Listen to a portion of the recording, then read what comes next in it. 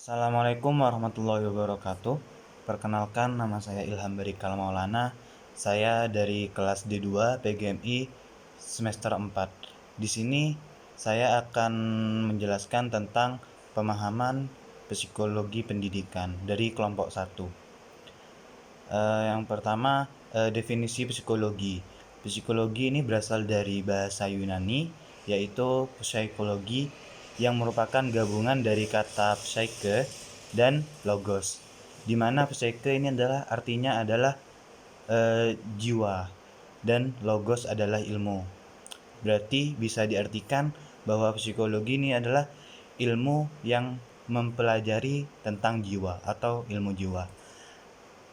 Dalam ensiklopedia, psikologi adalah ilmu yang mempelajari perilaku manusia dan binatang, baik yang dapat dilihat secara langsung maupun yang tidak dapat dilihat secara langsung. Menurut ahli psikologi yakni Dakir, psikologi merupakan ilmu yang membahas tingkah laku manusia dalam hubungannya dengan lingkungannya. Jadi pembahasannya itu adalah hubungannya dengan lingkungan.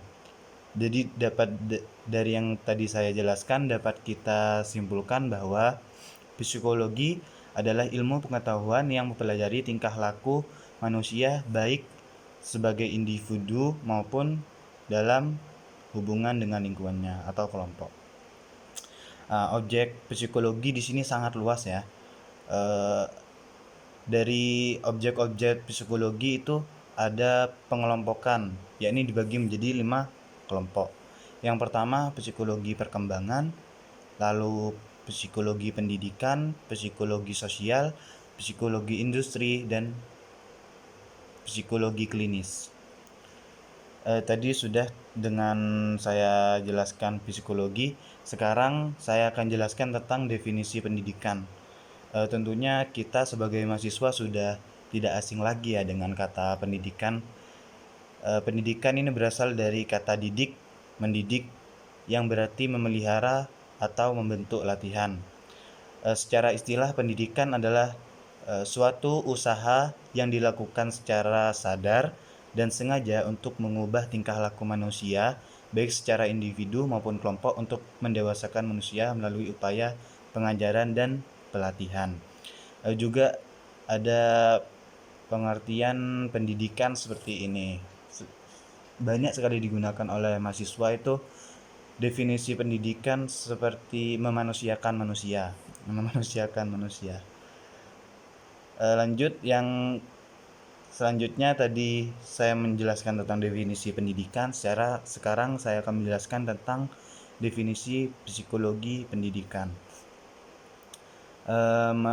Menurut tokoh-tokoh psikologi yang lainnya, psikologi pendidikan merupakan pengetahuan psikologi mengenai anak didik dalam situasi pendidikan. Juga ada yang mengatakan psikologi pendidikan merupakan penerapan teori psikologi untuk mempelajari perkembangan belajar, motivasi, pengajaran, dan permasalahan yang muncul dalam dunia pendidikan. Dapat kita simpulkan bahwa dari psikologi pendidikan adalah ilmu yang mempelajari penerapan teori-teori psikologi dalam bidang pendidikan. Setelah itu, ruang lingkup psikologi pendidikan.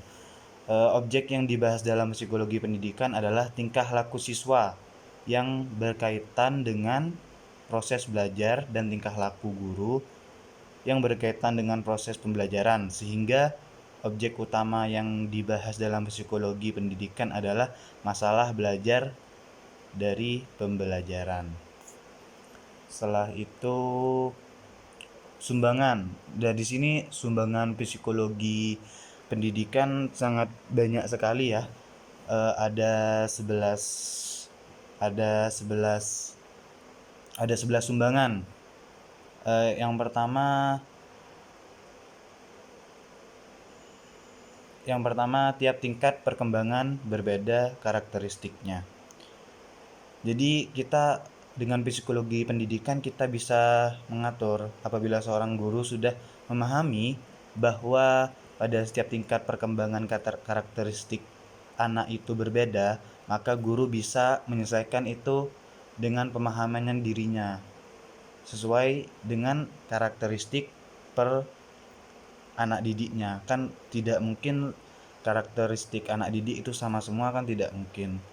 Terus yang kedua, pemahaman secara alami aktivitas belajar di ruang kelas.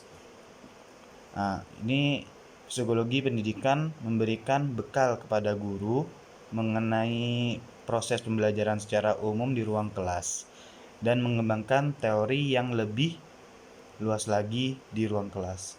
Yang ketiga adalah psikologi pendidikan memberikan pemahaman mengenai perbedaan individu. Jadi di sini kan jelas setiap individu itu berbeda dan pemberian pemahamannya tidak bisa diberikan secara rata gitu karena pemahamannya sendiri kan berbeda. Ada siswa yang kemampuannya di tingkat A, di tingkat B, di tingkat C. Jadi semuanya tidak sama. Terus yang keempat, psikologi pendidikan juga memberikan pemahaman tentang metode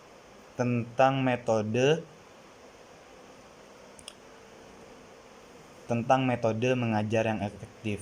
Jadi guru yang telah memahami pengetahuan psikologi akan mudah untuk memahami metode-metode apa yang efektif untuk diberikan kepada siswanya. Terus sumbangan yang berikutnya, psikologi pendidikan memberikan sumbangan kepada guru sehingga guru mampu memahami sebab-sebab timbulnya problem.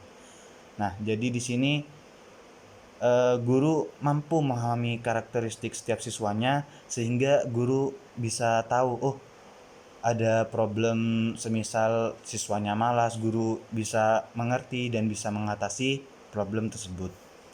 Selanjutnya yang keenam, dengan pengetahuan tentang kesehatan mental dalam psikologi pendidikan, guru akan dapat memahami beberapa faktor yang menjadi penyebab timbulnya mental tidak sehat. Terus yang ketujuh, penyusunan kurikulum hendaknya menggunakan prinsip-prinsip psikologi karena tiap umur berbeda tingkat perkembangannya dan berbeda juga teknik pengajarannya. Jadi ini berkaitan dengan kurikulum ya. Sama halnya seperti SMA, SMP, sama SD kan berbeda. Jadi kurikulumnya harus dikhususkan. Kurikulum ini khusus SD, kurikulum ini khusus SMP, kurikulum ini khusus SMA. Jadi tidak bisa disamaratakan untuk kurikulumnya karena tahapan tingkatannya itu berbeda-beda. Terus yang selanjutnya, dengan pengetahuan tentang psikologi pendidikan, maka guru mampu mendalami hasil belajar siswa. Nah, di sini guru dengan dia mengetahui psikologi pendidikan, guru bisa mengetahui siswa mana, oh ternyata psikologi anak ini begini, penerapannya begini, sehingga hasilnya bisa timbul, bisa muncul, dan guru di sini tahu cara untuk memunculkan hasil dari siswa A, dari siswa B, dari siswa C. Terus yang selanjutnya, psikologi pendidikan memberikan sumbangan terhadap cara memberikan layanan kepada anak-anak luar biasa di atas normal maupun di bawah normal. Jadi seperti halnya sekolah luar biasa ya. Jadi psikologi di sana sangat diterapkan karena perlu mengetahui tentang bagaimana cara mengatasi atau menghandle anak yang memiliki kebutuhan khusus. Terus yang selanjutnya dikembangkan pengetahuan tentang dinamika kelompok. Ya.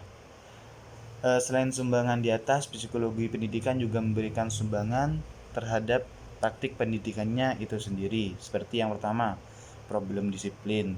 Terus yang kedua, menggunakan audio visual sebagai alat untuk mencapai tujuan. Yang ketiga, jadwal pelajaran.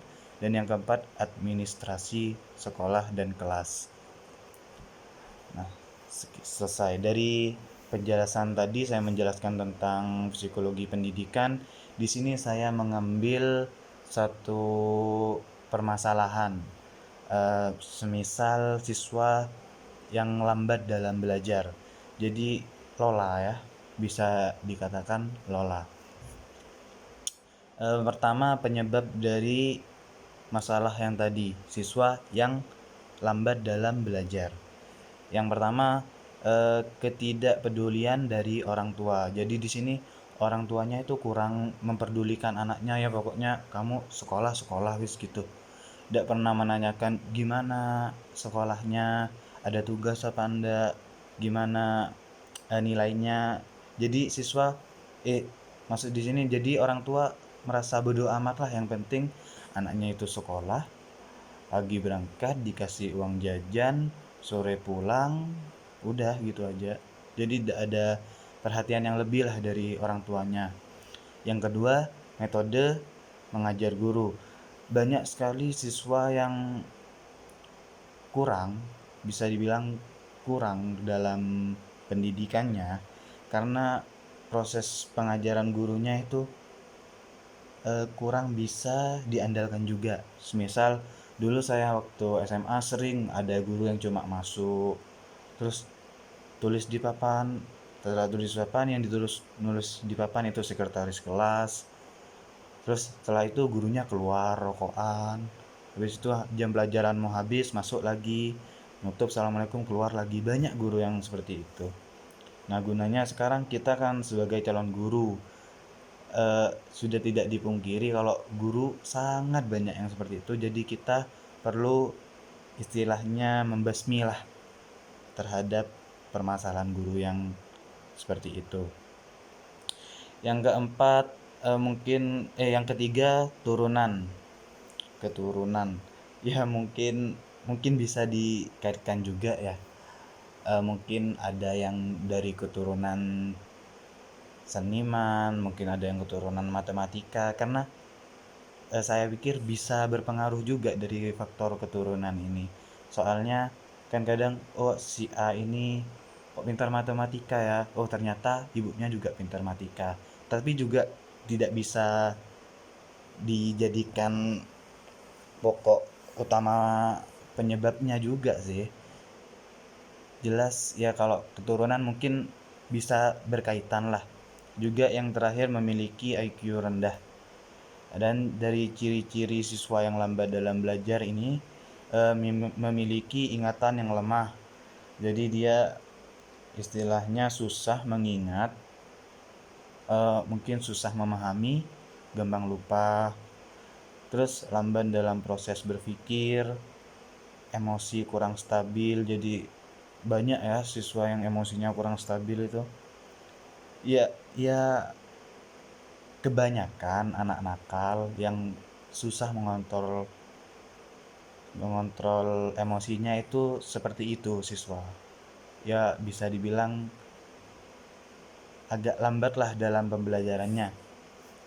Terus gangguan konsentrasi.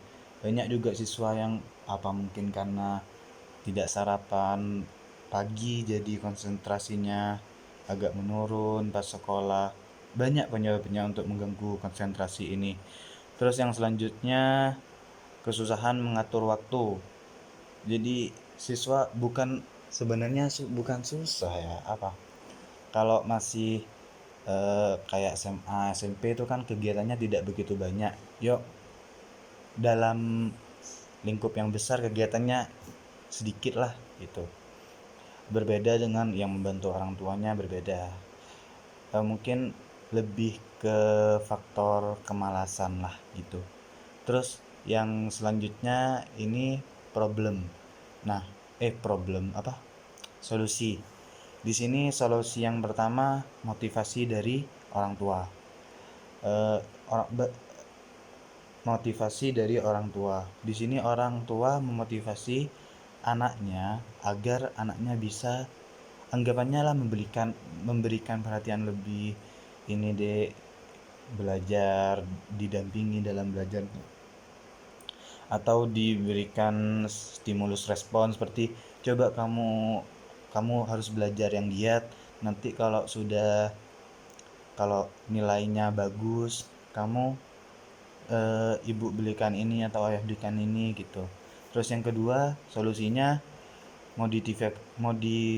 modifikasi proses belajar di sekolah, proses belajar mengajarnya. Seperti yang tadi permasalahannya yang tadi saya katakan, setidaknya sekolah memiliki guru-guru yang benar, bisa gitu menghandle para siswanya, tidak hanya masuk terus keluar gitu. Setidaknya harus memberikan penjelasan lah, juga disertai dengan metode-metode yang menarik, menggunakan media yang bisa memudahkan siswanya untuk belajar. Ya, itu. Terus solusi yang terakhir yakni memilihkan tempat duduk yang tepat menurut saya. Banyak sekali siswa karena tempat duduknya, entah itu duduk di belakang, duduk di depan. Kadang kalau duduk di belakang itu siswa kadang rentan pemalas, apalagi duduk di belakang, di pojok, di tembok, deket tembok belakang, pojok deket tembok, itu sering tidur siswa kalau di situ. Jadi dipisah lah, oh siswa yang pintar digabungkan dengan siswa yang kurang pintar lah dalam bahasanya, atau kurang bisa memahami pelajaran gitu. Jadi seperti itu yang bisa saya sampaikan. Kurang lebihnya mohon maaf apabila ada kesalahan. Di sini saya Ilham Barikal Maulana, NIM T 2018 4042. Undur pamit. Assalamualaikum warahmatullahi wabarakatuh.